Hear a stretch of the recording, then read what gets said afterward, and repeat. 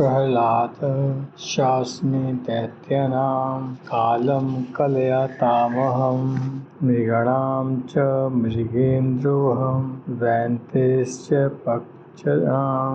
मैं दैत्यों में प्रह्लाद और गणना करने वालों का समय हूँ तथा पशुओं में मृगराज सिंह हूँ और पक्षियों में मैं गरुड़ हूँ। प्रश्न, दैत्यों में प्रह्लाद को अपना स्वरूप बतलाने का क्या अभिप्राय है? उत्तर, दिति को वंशजों को दैत्य कहते हैं। उन सब में प्रह्लाद उत्तम माने गए हैं क्योंकि वे सर्व सद्गुण संपन्न परम धर्मात्मा और भगवान के परम श्रद्धालु निष्काम अनन्य प्रेमी भक्त हैं तथा दैत्यों के राजा हैं, इसलिए भगवान ने उनको अपना स्वरूप बतलाया है। प्रश्न, यहाँ काल शब्द किसका वाचक है और उसे अपना स्वरूप बतलाने का क्या अभिप्राय है? उत्तर, यहाँ काल शब्द क्षण, घड़ी, दिन, पक्ष, मास आदि नामों से कहे जाने वाले समय का वाचक है। यह गणित विद्या के जानने वालों का गणना का आधार है, इसीलिए काल को भगवान ने अपना स्वरूप बतलाया है। प्रश्न, सिंह को हिंसक पशु है, इसकी गणना भगवान ने अपनी विभूतियों में कैसे की? उत्तर, सिंह सब पशुओं का राजा माना गया है। वह सबसे बलवान, तेजस्वी, शूरवीर और साहसी होता है, इसलिए भगवान ने सिंह को अपनी विभूतियों में गिना है। प्रश्न, पक्षियों में गरुड़ को अपना स्वरूप बतलाने का क्या अभिप्राय है? उत्तर, विनीता के पुत्र गरुड़ जी पक्षियों के राजा और उन सबसे बड़े होने के कारण पक्षियों में श्रेष्ठ माने गए हैं। साथ ही ये भगवान के वाहन, उनके परम भक्त और अत्यंत पराक्रमी हैं, इसलिए गरुड़ को भगवान ने अपना स्वरूप बतलाया है। पवनः पवतास्मि रामः शस्त्रभृतामहं रक्षांश्च मकरश्चास्मि श्रोतासामस्मि ज्वाही जाह्नवी।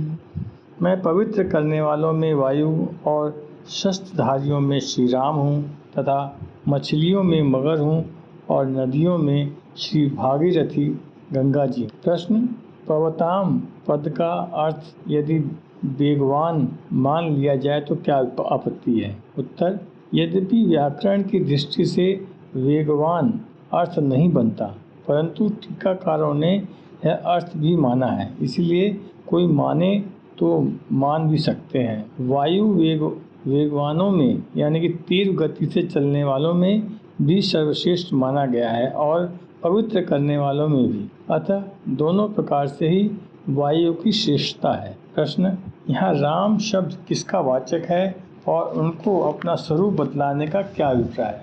उत्तर, राम शब्द दशरथ पुत्र भगवान श्री रामचंद्र जी का वाचक है। उनको अपना स्वरूप बतलाकर भगवान ने यह भाव दिखलाया है कि भिन्न भिन्न युगों में भिन्न भिन्न प्रकार की लीला करने के लिए मैं ही भिन्न भिन्न रूप धारण करता हूँ। श्री राम में और मुझ में कोई अंतर नहीं है, स्वयं मैं ही श्री राम रूप में अवतीर्ण होता हूँ। प्रश्न, मछलियों में मगर को अपनी विभूति बतलाने का क्या अभिप्राय है? उत्तर, जितने प्रकार की मछलियाँ होती हैं उन सब में मगर बहुत बड़ा और बलवान होता है।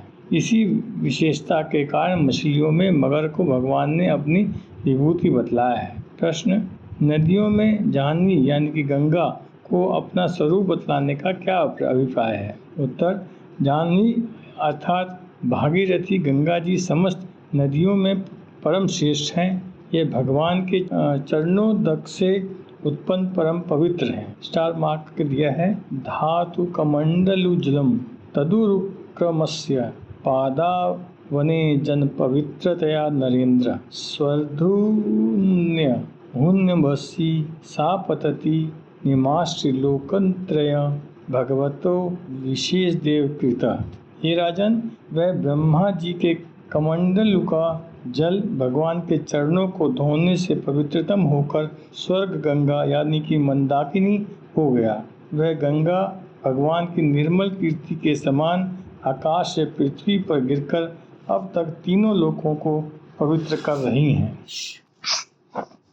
नहेत्य परम आश्चर्य सुधर्म्या यदि होदितम अनंत चरणाभ्ययो भोज प्रसूताया भवच्छन्द सन्निवेश्य मनो यस्मिन् छध्याया मुनियो अमला त्रैगुण दुस्तयं हित्वा सद्यो यातस्तदात्मताम्।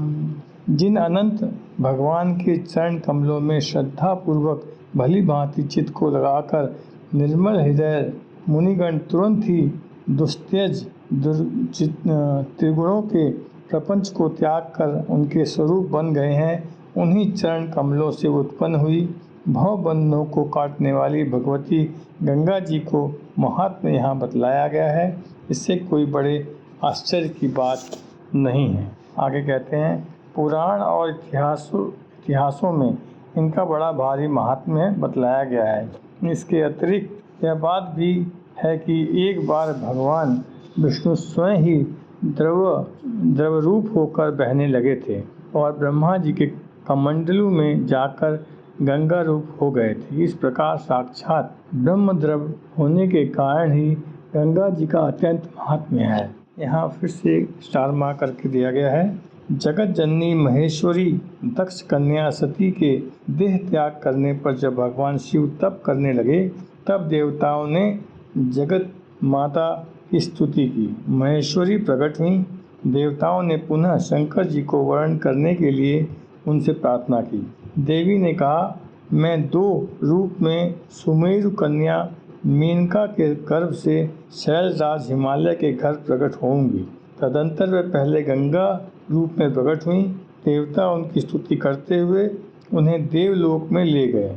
वहाँ वे मूर्तिमती हो शंकर जी के साथ दिव्य कैलाश धाम को पधार गईं और ब्रह्मा जी की प्रार्थना पर अंतर्ध्यानाश से अर्थात निराकार रूप से उनके कमंडलू में स्थित हो गईं। ब्रैकेट में लिखा है, अंतर्ध्यानास भगेन स्थिता ब्रह्म कमंडलो। ब्रह्मा जी कमंडलू में उन्हें ब्रह्मलोक ले गए। तदंतर एक बार भगवान शंकर जी गंगा जी सहित वैकुंठ में पधारे। वहाँ भगवान विष्णु के अनुरोध करने पर उन्होंने गान किया। वे जो रागिनी गाते वही मूर्तिमती होकर प्रकट हो जाती। वे श्री रागिनी गाने लगे, तब वह भी प्रकट हो गईं। उस रागिनी से मुग्ध होकर रसमय भगवान नारायण स्वयं रस रूप होकर बह गए। ब्रह्मा जी ने कहा, सोचा ब्रह्म से उत्पन्न संगीत ब्रह्ममय है और स्वयं ब्रह्म हरि भी इस समय द्रवीभूत हो गए हैं, अतएव ब्रह्ममयी गंगा जी इन्हें श्रवण कर लें। यह विचार कर उन्होंने ब्रह्मदेव से कमंडलू का स्पर्श कराया। स्पर्श होते ही सारा जल गंगा जी में मिल गया और निराकार गंगा जी जलमयी हो गईं। ब्रह्मा जी फिर ब्रह्मलोक में चले गए। इसके बाद जब भगवान विष्णु ने वामन अवतार में अपने सात्विक पाद से समस्त लोकों को नाप लिया, तब ब्रह्मा जी ने कमंडलू के उसी जल से भगवान चरण को स्नान कराया। कमंडलू का जल प्रदान करते ही वह चरण वहीं स्थिर हो गया और भगवान के अंतर्धान होने पर भी उनका दिव्य चरण वहीं स्वर्ग गंगा के साथ रह गया। उसी से उत्पन्न गंगा जी को महान तप कर भागीरथ जी अपने पूर्व पुरुषों का उद्धार करने के लिए इस लोक में लाए। यहाँ भी श्री शंकर जी ने ही उनको मस्तक में धारण किया। गंगा जी के महात्म्य की यह बड़ी ही सुंदर उपदेशप्रद और विचित्र कथा विस्तार पूर्वक बृहद पुराण मध्य खंड के 12वें अध्याय से 28वें अध्याय तक पढ़नी चाहिए। फिर आगे कहते हैं, इसलिए भगवान ने गंगा को अपना स्वरूप बतलाया है। सर्गाणामादिरन्तश्च मध्यम चैवामर्जुन अध्यात्म विद्या विद्यानां वाद प्रवदातामहम्। हे अर्जुन, सृष्टियों का आदि और अंत तथा मध्य भी मैं ही हूँ। मैं विद्याओं में अध्यात्म विद्या अर्थात ब्रह्म विद्या और परस्पर विवाद करने वालों का तत्व निर्णय के लिए किया जाने वाला वाद हूँ। प्रश्न, 20वें श्लोक में भगवान ने अपने को भूत का आदि मध्य और अंत बतलाया है। यहाँ फिर स्वर्गों का आदि मध्य और अंत बतलाते हैं। इसमें क्या पुनरुक्ति का दोष नहीं आता? उत्तर, पुनरुक्ति का दोष नहीं है, क्योंकि वहाँ भूत शब्द चेतन प्राणियों का वाचक है और यहाँ सर्ग शब्द जड़ चेतन समेत वस्तुओं और समस्त लोकों के सहित संपूर्ण सृष्टि का वाचक है। प्रश्न, समस्त विद्याओं में अध्यात्म विद्या को अपना स्वरूप बतलाने का क्या अभिप्राय है? उत्तर, अध्यात्म विद्या या ब्रह्म विद्या उस विद्या को कहते हैं जिसका आत्मा से संबंध है, जो आत्म तत्व का प्रकाश करती है और जिसके प्रभाव से अनायास ही ब्रह्म का साक्षात्कार हो जाता है। संसार में ज्ञात या अज्ञात कितनी भी विद्याएं हैं, सभी इस ब्रह्म विद्या से निकृष्ट हैं, क्योंकि उनसे अज्ञान का बंधन टूटता नहीं बल्कि और भी दृढ़ होता है। परंतु इस ब्रह्म विद्या से अज्ञान की गांठ सदा के लिए खुल जाती है और परमात्मा के स्वरूप का यथार्थ साक्षात्कार हो जाता है। इसी से यह सबसे श्रेष्ठ है और इसलिए भगवान ने इसको अपना स्वरूप बतलाया है। प्रश्न, वाद को विभूतियों में बतलाने का क्या अभिप्राय है? उत्तर, शास्त्रार्थ के 3 स्वरूप होते हैं, जल्प, वितंडा और वाद। उचित अनुचित का विचार छोड़कर अपने पक्ष के मंडन और दूसरे के पक्ष का खंडन करने के लिए जो विवाद किया जाता है उसे जल्प कहते हैं। केवल दूसरे पक्ष का खंडन करने के लिए किए जाने वाले विवाद को वितंडा कहते हैं और जो तत्व निर्णय के उद्देश्य से शुद्ध नियत से किया जाता है उसे वाद कहते हैं। जल्प और वितंडा से द्वेष, क्रोध, हिंसा और अभिमान आदि दोषों की उत्पत्ति होती और वाद से सत्य के निर्णय में और कल्याण साधना में सहायता प्राप्त होती। जल्प और वितंडा त्याज्य है तथा वाद आवश्यकता होने पर ग्राह्य है। इसी विशेषता के कारण भगवान ने वाद को अपनी विभूति बतलाया है। अक्षराणामकारो अस्मि द्वन्द्वः सामासिकस्य च अहमेवाक्षय कालो धाताहं विश्वतो मुख।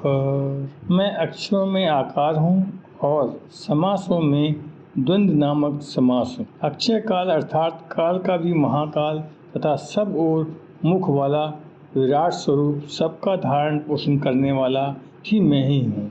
प्रश्न, अक्षरों में आकार को अपना स्वरूप बतलाने का क्या अभिप्राय है? उत्तर, स्वर और व्यंजन आदि जितने भी अक्षर हैं उन सब में आकार सबका आदि है और वही सब में व्याप्त है। श्रुति में भी कहा है, अकारो वे सर्वा वाक्, समस्त वाणी आकार है। इन कारणों से आकार सब वर्णों में श्रेष्ठ है, इसलिए भगवान ने उसको अपना स्वरूप बतलाया है। प्रश्न, सब प्रकार के समासों में द्वंद्व समास को अपनी विभूति बतलाने का क्या अभिप्राय है?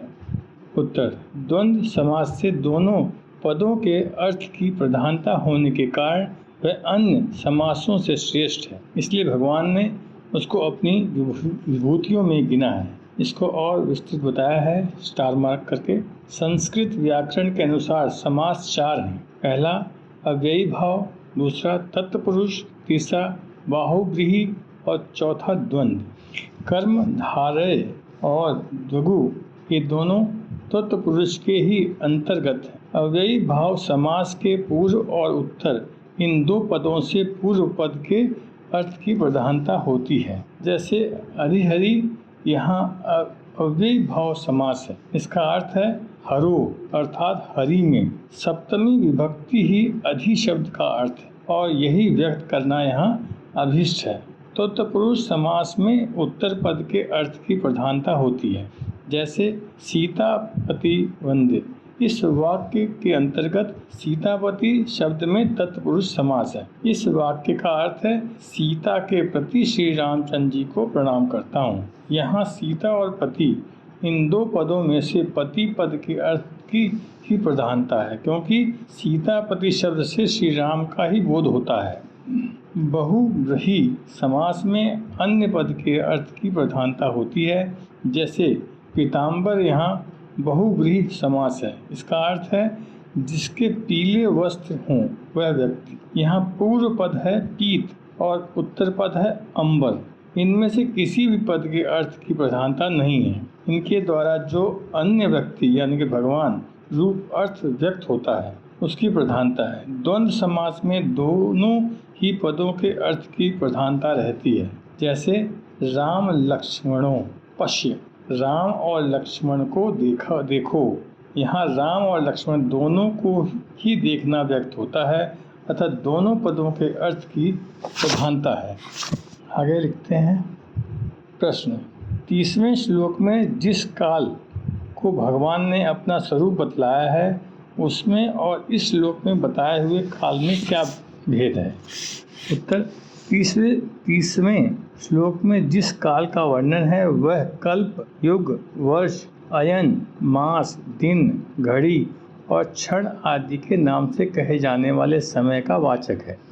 वह प्रकृति का कार्य है, महाप्रलय में वह नहीं रहता, इसीलिए वह अक्षय नहीं है। और इस श्लोक में जिस काल का वर्णन है वह सनातन, शाश्वत, अनादि, अनंत और नित्य परब्रह्म परमात्मा का साक्षात्कार स्वरूप है, इसीलिए इसके साथ अक्षर विशेषण दिया गया है। अतः 30वें श्लोक में वर्णित काल में इसमें बहुत अंतर है। वह प्रकृति का कार्य है और यह प्रकृति के सर्वथा अतीत है। यहाँ स्टार मार्क करके इसको आगे व्याख्या की है। काल के 3 भेद हैं। पहला समय वाचक काल, दूसरा प्रकृति रूप काल। महाप्रलय के बाद जितने समय तक प्रकृति की साम्यावस्था रहती है वही प्रकृति रूप काल है। तीसरा नित्य शाश्वत विज्ञान घन परमात्मा।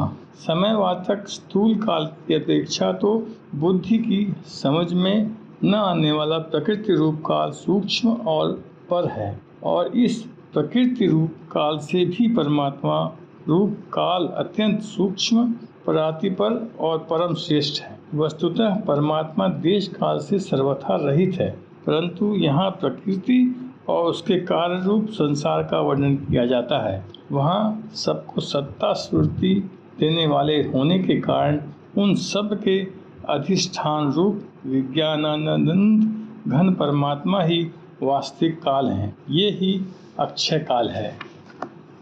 प्रश्न। सब और मुख वाला धाता अर्थात सबका धारण पोषण करने वाला मैं हूँ, इस कथन का क्या अभिप्राय है? उत्तर।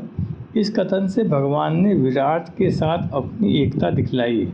अभिप्राय यह है कि जो सबका धारण पोषण करने वाला सर्वव्यापी विश्व रूप परमेश्वर है वह मैं ही हूँ, मुझे भिन्न वह कोई दूसरा नहीं है। मृत्यु सर्वहर अस्याहमुद्भवस्य भविष्यताम कीर्ति श्रीवाक्च नारीणाम स्मृति मेघा घृति क्षमा। मैं सबका नाश करने वाला, मृत्यु और उत्पन्न होने वाला उत्पत्ति हेतु हूँ तथा स्त्रियों में कीर्ति, श्रीवाक, स्मृति, मेघा, घृति और क्षमा। प्रश्न। सबका नाश करने वाला मृत्यु को अपना स्वरूप बतलाने का क्या अभिप्राय है? उत्तर। भगवान ही मृत्यु रूप होकर सबका संहार करते हैं, इसलिए यह भगवान ने मृत्यु को अपना स्वरूप बतलाया है। 9वें अध्याय के 19वें श्लोक में भी कहा है कि मृत्यु और अमृत मैं ही हूँ। प्रश्न। अपने को उत्पन्न होने वाला उत्पत्ति हेतु बतलाने का क्या अभिप्राय है? उत्तर। जिस प्रकार मृत्यु रूप होकर भगवान सबका नाश करते हैं अर्थात उनका शरीर से वियोग कराते हैं, उसी प्रकार भगवान ही उनका पुनः दूसरे के शरीर से संबंध करा के उसे उत्पन्न करते हैं। यही भाव दिखलाने के लिए भगवान ने अपने को उत्पन्न होने वाला उत्पत्ति हेतु बतलाया है। प्रश्न।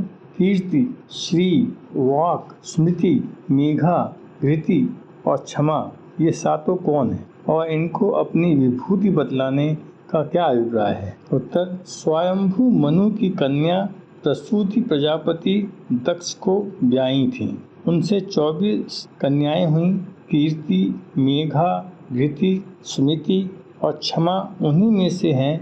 इनमें कीर्ति और मेघा, घृति का विवाह धर्म से हुआ, स्मृति का अंगीकार से और क्षमा महिष पुलहक को ब्याही गई। महिष भृगु की कन्या नाम श्री है, जो दक्ष कन्या ख्याति के गर्भ से उत्पन्न हुई थी। इनका पाणी ग्रहण भगवान विष्णु ने किया और वाक ब्रह्मा जी की कन्या थी। इन सातों के नाम जिन गुणों का निर्देश करते हैं, ये सातों उन विभिन्न गुणों की अधिष्ठा देवता हैं तथा संसार की समस्त स्त्रियों में श्रेष्ठ मानी गई हैं। इसलिए भगवान ने इनको अपनी विभूति बतलाया है। बृहत् साम तथा समनाम गायत्री छंदसामहं मसानां मृगशीर्षोऽहमृत्युनां कुसुमाकर। तथा गायन करके योग्य श्रुतियों में मैं बृहत् साम और छंदों में गायत्री छंद हूँ तथा महीनों में मार्गशीर्ष और ऋतुओं में वसंत मैं हूँ। प्रश्न, सामवेद को तो भगवान ने पहले ही अपना स्वरूप बतला दिया है, फिर यह बृहत् साम को अपना स्वरूप बतलाने का क्या अभिप्राय है? उत्तर, सामवेद के स्थंतर आदि सामों को बृहत् साम यानी कि बृहत् नामक साम प्रधान होने के कारण सब में श्रेष्ठ हैं। इसी कारण यहाँ बृहत् साम को अपना स्वरूप बतलाया है। इसको और विस्तृत रूप में स्टार मार्क करके दिया है। साम वेदों में बृहत् साम एक गति विशेष है। इसके द्वारा परमेश्वर की इंद्र रूप में स्तुति की गई है। अतिरात्र योग में यही पृष्ठ स्तोत्र है। प्रश्न, छंदों में गायत्री छंद को अपना स्वरूप बतलाने का क्या अभिप्राय है? उत्तर, वेदों की जितनी भी छंदोबद्ध चाएँ हैं उन सब में गायत्री की ही प्रधानता है। श्रुति, स्मृति, इतिहास और पुराण आदि शास्त्रों में जगह जगह गायत्री की महिमा भरी है। गायत्री की इस श्रेष्ठता के कारण ही भगवान ने उसको अपना स्वरूप बतलाया है। यहाँ प्लस मार्क करके दिया है। गायत्री की महिमा का निम्नांकित वचनों द्वारा किंचित दीर्घ दर्शन कराया जाता है। गायत्री छंदसा मातेति, गायत्री समस्त वेदों की माता है। सर्ववेद साधुता गायत्रस्यास्तु समरचना ब्रह्मादयोपि संध्यायां ताध्यान्ति जपति च। गायत्री की उपासना समस्त वेदों की सारभूत है। ब्रह्मा आदि देवता भी संध्या काल में गायत्री का ध्यान और जप करते हैं। गायत्री उपासना नित्या सर्ववेदया समीरिता यया विना त्वधपातो ब्राह्मणस्तेऽस्ति सर्वथा। गायत्री की उपासना को समस्त वेदों में नित्य यानी कि अनिवार्य कहा है।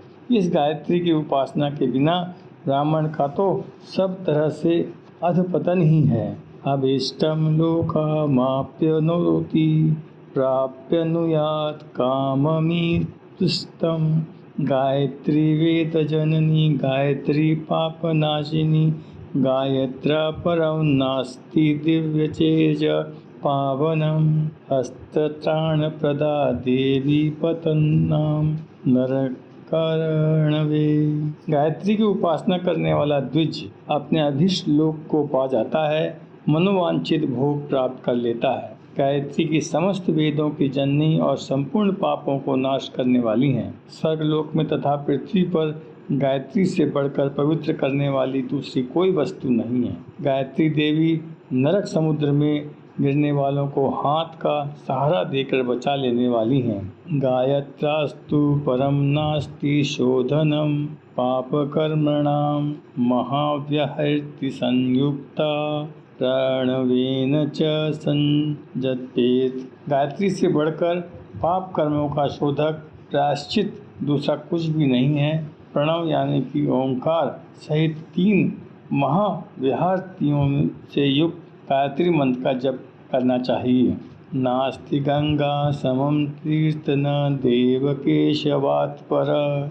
गायत्र्यास्तु परम जप्यम न भूतम न भविष्यति। गंगा जी के समान तीर्थ नहीं है, श्री विष्णु भगवान से बढ़कर देवता नहीं है और गायत्री से बढ़कर जपने योग्य मंत्र हुआ न होगा। आगे प्रश्न, महीनों में मार्गशीर्ष को अपना स्वरूप बतलाने का क्या अभिप्राय है? उत्तर, महाभारत काल में महीनों की गणना मार्गशीर्ष से ही आरंभ होती है। अतः यह सब मासों में प्रथम मास है तथा इस मास में किए हुए व्रत उपवासों का शास्त्रों में महान फल बतलाया है। स्टार मार्क करके दिया है। शुक्ले मार्गशिरे पक्षे योषिर्दभर्तु नरुक्या आरभेत व्रतमिंदम सर्वकामिकमादितः। पहले पहल माघ शीर्षक के शुक्ल पक्ष में स्त्री अपने पति की आज्ञा से सब कामनाओं के देने वाले इस पुंसवन व्रत का आरंभ करे।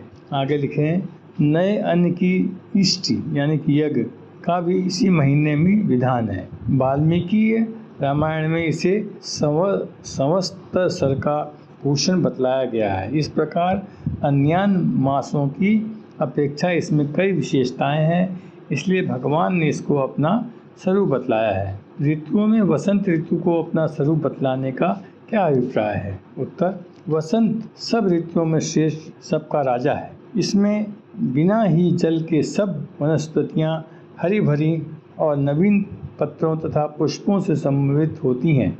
इसमें न अधिक गर्मी रहती है और न सर्दी। इस ऋतु में प्राय सभी प्राणियों को आनंद होता है, इसलिए भगवान को इसको अपना स्वरूप बतलाया है। द्यूतं क्षयतामस्मि तेजस्विनामहं ज्योऽस्मि व्यवसायोऽस्मि तत्त्वं सत्त्ववतामहं।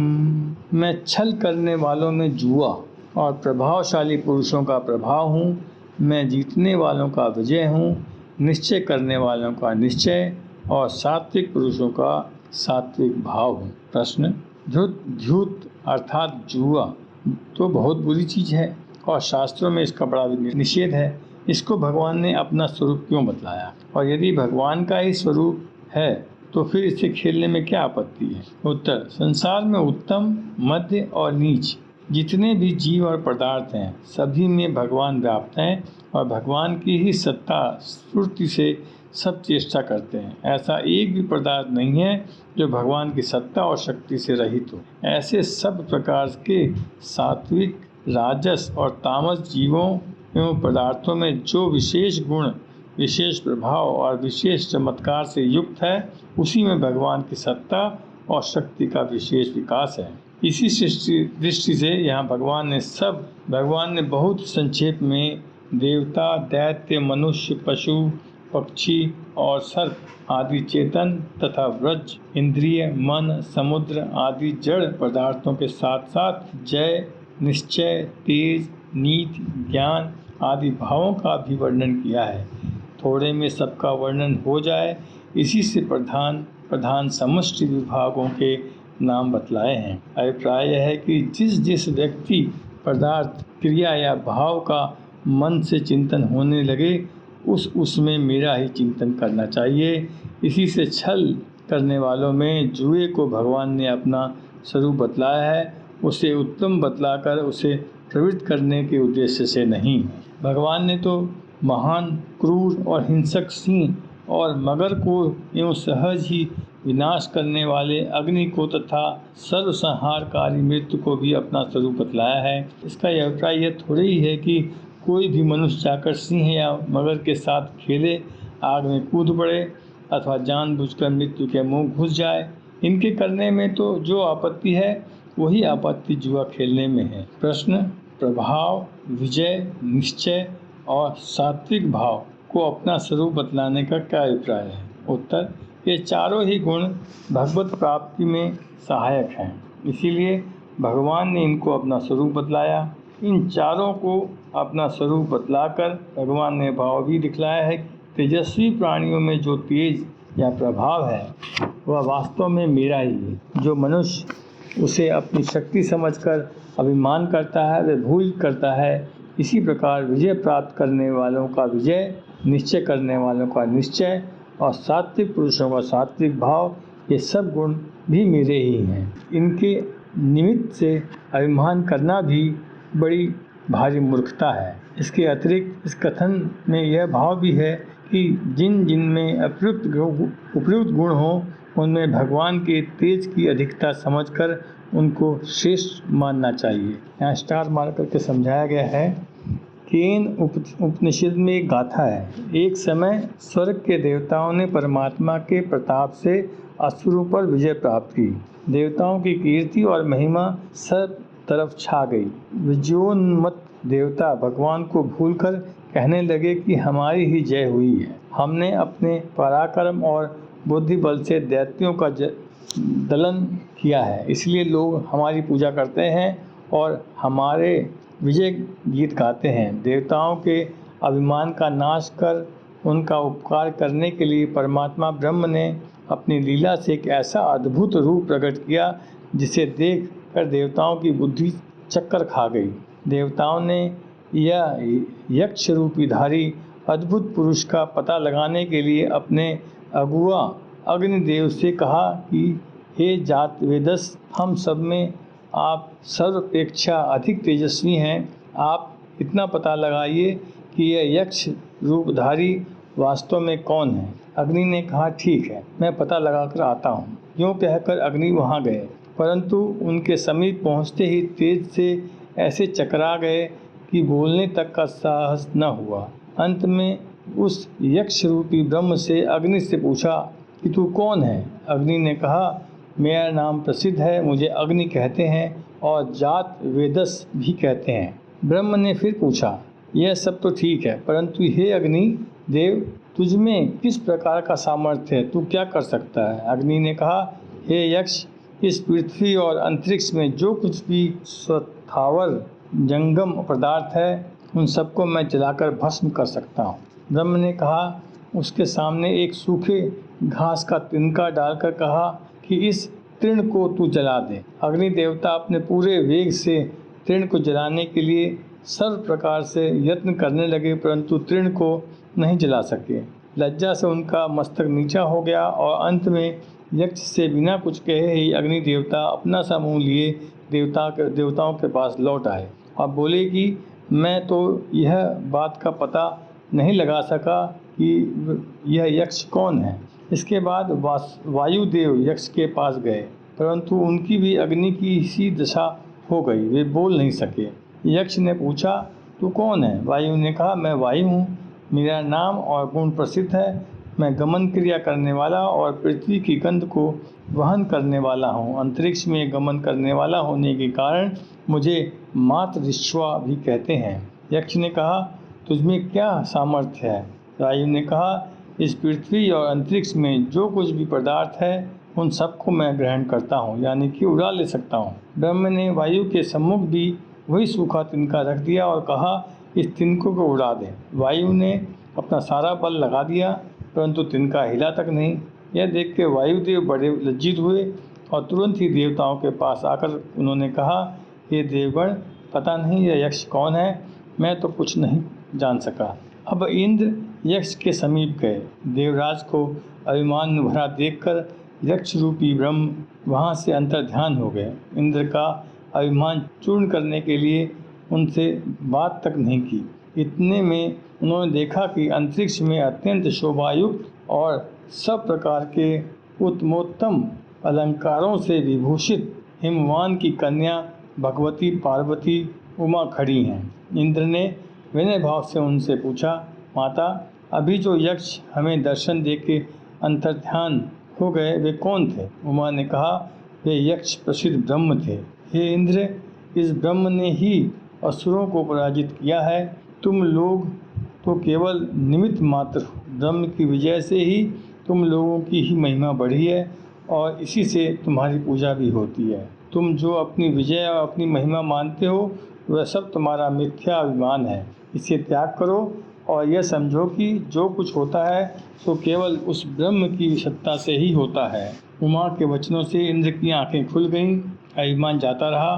ब्रह्म की महती शक्ति का परिचय पाकर इंद्र लौटे और उन्होंने अग्नि और वायु को भी ब्रह्म का उपदेश दिया। अग्नि और वायु ने भी ब्रह्म को जान लिया। इसी से ये तीनों देवता सबसे श्रेष्ठ हुए। इनमें भी इंद्र सबसे श्रेष्ठ माने गए, कारण उन्होंने ब्रह्म को सबसे पहले जाना था।